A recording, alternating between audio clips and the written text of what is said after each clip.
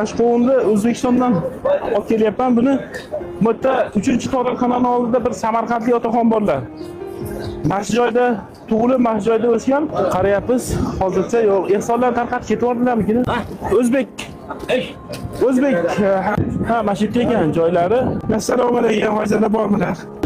Ben o'tib ketdingizmi menga qadar? Ha, siz oqta topolmayapman hozir. Darada kirgan joyga qarz berdim men. Hozir sizga Ey maşallah. qo'nib keldim. Ey maşallah. O'zimizni Yangiobod cho'llarida pishgan. Ey maşallah. Men endi ko'targanim bu beni aldım kegacha bu qanday Alloh o'zi ya.